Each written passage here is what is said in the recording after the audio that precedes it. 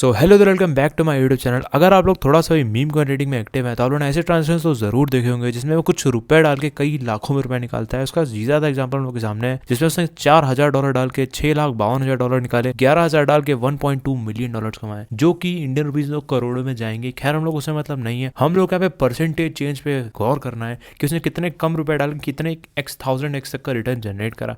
तो ये जो ट्रांजेक्शन होते हैं ये मोस्टली स्नाइपर्स के थ्रू ही जनरेट करे जाते हैं। अगर स्नाइपर्स को अच्छी तरीके से यूज करा जाए तो स्नाइपर से बढ़िया कोई टूल नहीं होता। स्नाइपर से आप काफी अंधी अर्निंग कर सकते हैं, बट राइट फिल्टर्स का होना बहुत ज्यादा जरूरी है, क्योंकि अगर आपके स्नाइपर्स में थोड़ी सी भी गलती हुई, आपने थोड़ा सा भी उसमें एरर्स कर दिया, तो आपका जितना भी पैसा स्नाइपर्स में एलोकेट हुआ है वो सारा का सारा खत्म हो जाएगा। और इसके एग्जाम्पल्स कई सारे हैं, मैं खुद पर्सनली कई बार ड्रेन हो चुका हूँ। तो स्नाइपर्स में आपको बहुत केयरफुली काम करना होगा। अब बात आती है कि स्नाइपर बनाए कैसे, क्या करें। स्नाइपर कोड करना बहुत टफ होता है और आपके सब के सब डेवलपर्स नहीं हो। पर्सनली मैंने खुद पाइथन कोड लिखा था स्नाइपिंग के लिए, जो कि मैं यूज करता था, बट वो बहुत कम एफिशिएंट था क्योंकि इसमें प्रायोरिटी फीस और ब्राइबरी अमाउंट सब सेट नहीं कर सकते थे, तो बहुत स्लो ट्रांजेक्शन एग्जीक्यूट होते थे और कस्टमाइजेशन भी बहुत कम थी। बट आज के डेट में इतने सारे टूल्स आ चुके हैं जो कि बहुत फ्री में इतने अच्छे अच्छे फिल्टर्स प्रोवाइड करते हैं आपको स्नाइपिंग के लिए, जो कि अलोन सफिशिएंट है आपको एक अच्छी खासी रिटर्न जनरेट करने के लिए। तो जी हम लोग ऑटो स्नाइप के बारे में बात करने वाले हैं और ये है हमारा पार्ट 3 उस पर्टिकुलर सीरीज का, और आई गेस ये लास्ट होगा। इसमें हम लोग स्नाइपिंग के बारे में बात करेंगे। तो उसके लिए आपको ऑटो स्नाइप पे आके अकाउंट बना लेना है। अकाउंट बनाने के बाद आपको सिंपली नीचे आके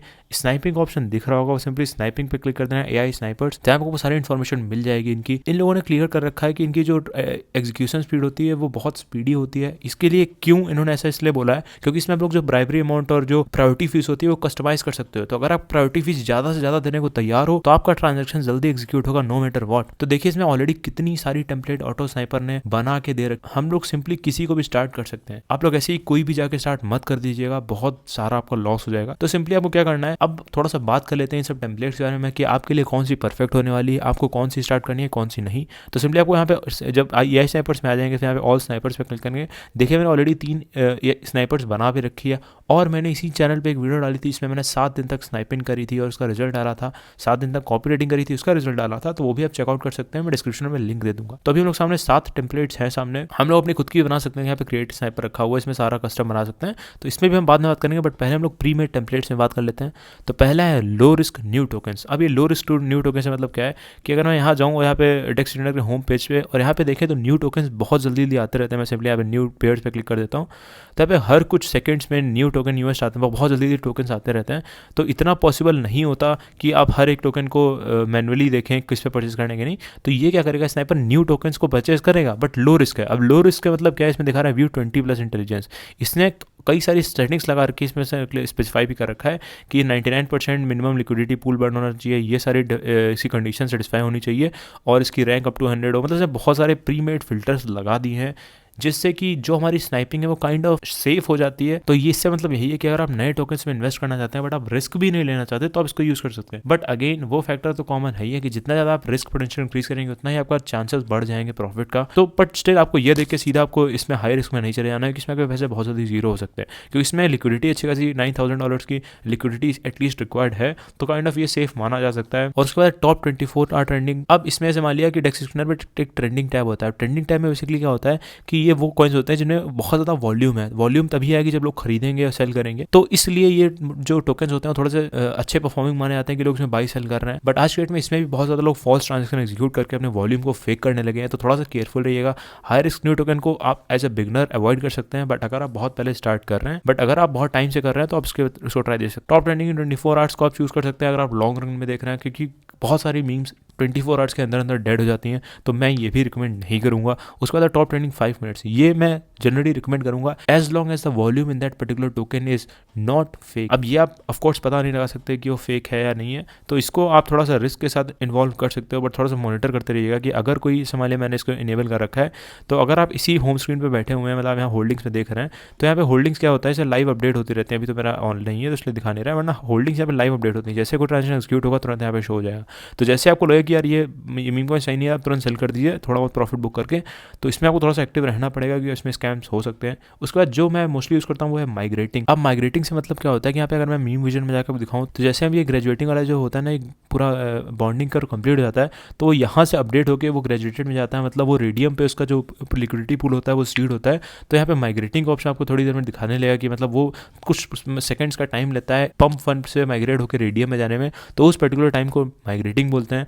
वहाँ पे लोग स्नाइप करके अच्छी खासी इनकम जनरेट करते हैं, तो आप इसको इनेबल कर रखते हैं। मैं मोस्टली यही यूज़ करता हूँ। इसमें आपको थोड़ी बहुत और सेटिंग्स आप चाहें तो चेंज कर सकते हैं इसमें, यहाँ पे चेंजेस करके, तो आप अपने अकॉर्डिंग देख सकते हैं कि आपके लिए परफेक्ट क्या चीज़ काम कर रही है। तो मैं अब जल्दी से खुद का डेमो स्नाइपर बना के दिखा देता हूँ काम खाने के लिए। तो सिंपली आपको यहाँ पे क्रिएट स्नाइपर में बटन पे क्लिक करना होगा। यहाँ पे मैं नाम दे देता हूँ, इसे डेमो नाम दे देता हूँ उसको।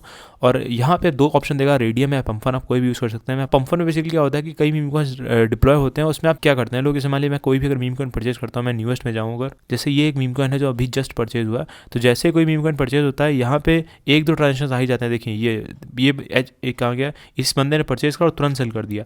तो अब देखें अगर मैं आप लोगों को एक्सप्लेन करूँ तो इसने 0.3 का खरीदा था, HOS ने 0.3 का बाय करा था और सेल। तो ये जो जैसे ही क्रिएट होता है, ये जो आया है ना, ये स्नाइपर होता है। अब ये स्नाइपर्स क्या करते हैं कि जैसे ही कोई ट्रांजेक्शन एग्जीक्यूट होता है 0.3 का इसने परचेज करा, और जैसे ही कोई सेकंड बायर ने परचेज करा ये तुरंत डंप कर देते हैं। इससे बेसिकली क्या होता है कि ऐसे मान लिया कि इससे इसने जो पैसे लगाए थे, अगर ये पहला ट्रांजेक्शन पहला बंदा है इस पर्टिकुलर मीम कॉइन खरीदने का, तो ये बेसिकली 0 लॉस पे खेल रहा है। इसको डेवलपर ने जितना खरीदा होगा उतना इसका लॉस होगा। वो देखिए डेवलपर ने भी 0.00 खरीदा हुआ था, तो ये बेसिकली रिस्क फ्री एक ट्रेडिंग कर रहा है।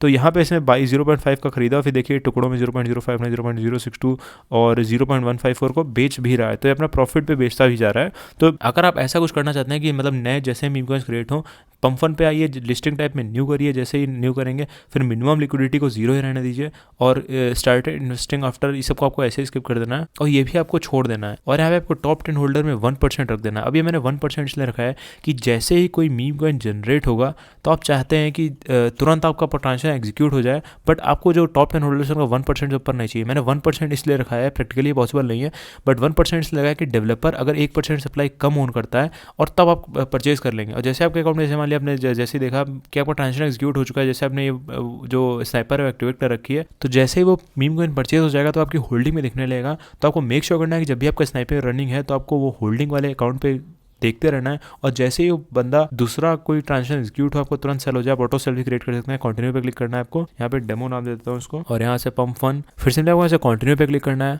अब यहाँ पे मेन सेटिंग्स आती है। बेसिकली यहाँ पे पूछ रहा है कि कितनी ज़्यादा आप प्रायोरिटी फीस देना चाहते हो। अब आप जितना जल्दी अपना ट्रांजेक्शन एग्जीक्यूट कराना चाहते हो उतनी ज़्यादा आपको प्रायोरिटी देनी पड़ेगी। यहाँ पे आप कितना सोल इन्वेस्ट करना चाहते हो, मैं 1 सेल कर देता हूँ, और हर अमाउंट पे मैं 0.1 जैसे बेसिकली करना चाहता हूँ। और उसके बाद स्टॉप लॉस के आप लगाना चाहिए, लगा सकते हैं। मैं जनरली इसमें 90% का लगाता हूँ, क्योंकि जैसे ही हमारा लॉस होने लगे तुरंत हमारे स्नाइपर आउट हो जाएगा। प्रॉफिट के लिए स्नाइपर बेसिकली क्या होते हैं कि जब हम परचेज करें उसके बाद ऊपर जाए तभी रहें, तो इसलिए मैं स्टॉप लॉस को 90% यूज करता हूँ। Expiry never. प्रायोरिटी फीस में आपको एक्सट्रीमली हाई रखना है, क्योंकि आप चाहते हैं कि आपका जो ट्रांजेक्शन है वो जल्दी से जल्दी एग्जीक्यूट हो जाए, तो उसका एक्सट्रीमली हाई पे रखना है।